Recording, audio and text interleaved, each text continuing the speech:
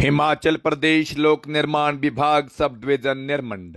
वहीं से एक ऐसा मामला सामने आया है जिसने विभाग की कार्य संस्कृति और अधिकारियों की जवाबदेही दोनों पर बड़ा सवालिया निशान खड़ा कर दिया है। दावा है कि विभाग में तैनात मल्टीटास्क वर्कर, हाँ वही MTW, जिन्हें जनता के काम, विभागीय दायित्व और तकनीकी सहयोग के लिए रखा जाता है, उन्हें एक सहायक अभियंता के निजी कपड़े और जूते धोते हुए देखा गया। जी हां, सरकारी कर्मचारी सरकार के काम के लिए नियुक्त, लेकिन इस्तेमाल किसी अधिकारी के निजी घरेलू नौकर की तरह।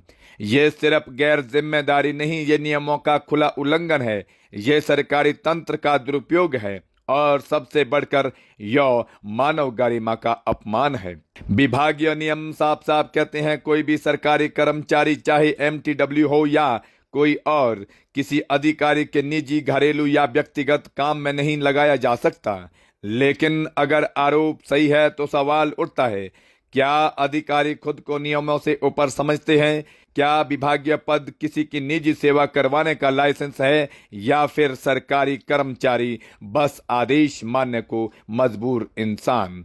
और यहीं से शुरू होती है समस्या, क्योंकि सरकारी संसाधनों का निजी उपयोग कानूनन दंडनीय है और किसी कर्मचारी से निजी काम करवाना सीधा सीधा पद का दुरुपयोग है। लोक निर्माण विभाग, नाम में लोक लेकिन काम निजी सेवा।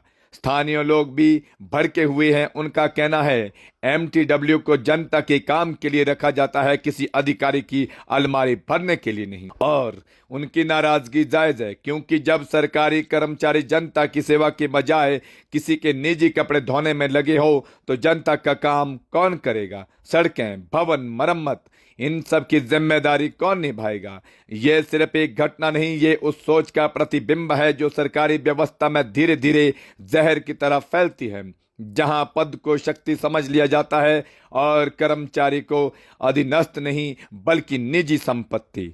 ऐसे मामलों पर सिर्फ नोटिस या मौखिक चेतावनी काफी नहीं, ये मामला सख्त जांच की मांग करता है, एक स्वतंत्र, पारदर्शी और निर्भीक जांच, ताकि पता चल सके आखिर किसने अपने अधिकारों का दुरुपयोग किया और क्यों। जिम्मेदारों पर कार्रवाई होनी ही चाहिए, क्योंकि अगर कार्रवाई नहीं हुई तो संदेश साफ जाएगा, अधिकारियों के निजी हित जनता की सेवा से ऊपर है।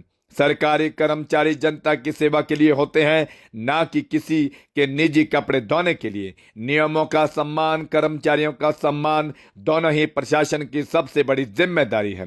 निरमंड का यह मामला सिर्फ एक घटना नहीं, यह चेतावनी है, और यह चेतावनी कहती है, अब भी नहीं जागे तो जनता का विश्वास और विभाग की विश्वसनीयता दोनों मिट्टी में मिल जाएगी।